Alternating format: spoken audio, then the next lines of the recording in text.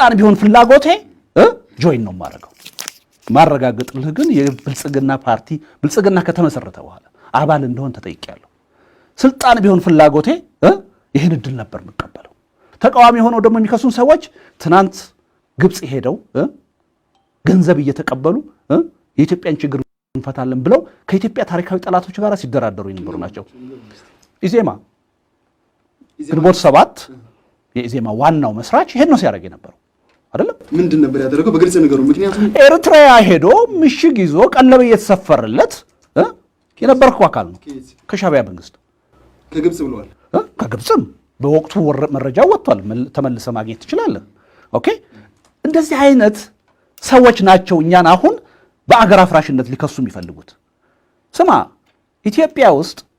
የኢትዮጵያ ጠላት የሚባል ሰው ካለ በአለም ላይ ቁጥር አንድ ሰው ፕሬዝዳንት ኢሳያስ ናቸው ኦኬ ፕሬዝዳንት ኢሳያስ ጋራ ቁጭ ብሎ የኢትዮጵያን ችግር ፈታለው ብሎ ያመነ የፖለቲካ ፓርቲ ልደቱ ከጀዋር ጋራ ለምን ተገናኘ ብሎ መፎከር ምንድነው ያስኬዳል ልደቱ መቀሌ ሄደ ብሎ መፎከር ምንድነው ኢሳያስን በቀይ ምንጣፍ የተቀበልክ ይሄን ማለት ይሄ ፖለቲካ አይደለም ይሄ ጥላቻ ነው ይሄ ግልብነት ነው ለኔ ከኢሳያስ ደብረጽዮን ይቀርበኛል ለኔ ከኢሳያስ ጀዋር ይቀርበኛል ለኔ ከአስመራ አምቦ ይቀርበኛል ለኔ ከአስመራ መቀሌ ይቀርበኛል መቀሌና አምቦ አገሬ ናቸው ደብረጽዮንና ጀዋር ኢትዮጵያዊ ናቸው ከነሱ ጋር ቁጭ በየ መነጋገር መብቴ ብቻ አይደለም እንደ ፖለቲካ ፓርቲ ግዴታዬ ነው ያገር ችግር መፈታት ካለበት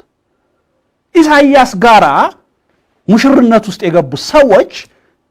ለምን ኢትዮጵያውያን ጋራ ችግር ለመፍታት ተነጋገራላችሁ ብለው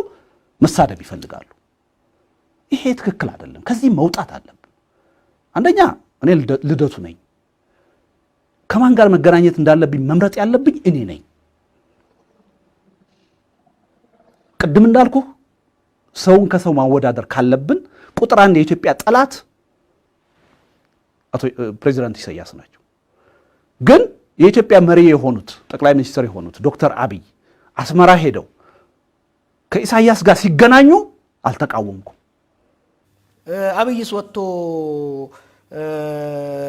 ለሉዓላዊነታችን ኢትዮጵያን አንድነት ለማድረግ እንደረምሳለን ሲል ማንን ነው መቀሌን ነው እያለ ያለው እኮ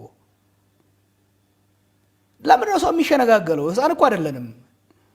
we're talking about our people about our country እንዴ እና ዝም ብለን አሃው በቃ አይ እዛ ጋር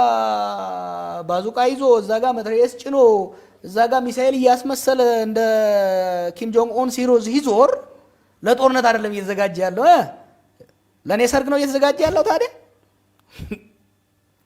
እንዴ በጣም ፍራጃይል የሆነ ሀገር ውስጥ ነው ያለነው ይሄ ፍራጃይል የሆነ ሀገር ውስጥ የጠመንጃ ፉክክር ክልሎች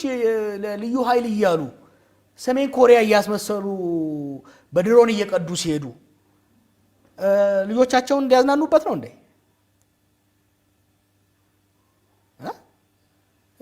ዓለም አቀፍ ተቋማትም እንደሚሉት አንዳንድ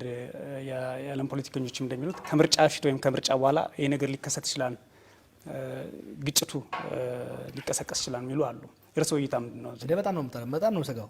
ለዚህ እንደ አንድ ፖለቲከኛ ምንድነው የሚያደርጉት ዝግጅት አንደኛ ይሄ አምባገነናዊ ስርዓት ለመገንባት የሚደረገው ሽርጉ ዲጎም አይሰራም እዚህ ሀገር የአንድ ፓርቲ በላይነት ያደግ ህዋት በላይነት ነበር ብለን አመፀን አሁን ደግሞ የአንድ ግለሰብ አምባገነናዊ ስርዓት ለመገንባት እየተሞከረ ነው እብደት ነው ይሄ ቅዠት ነው ዴንጀረስ ቅዠት ነው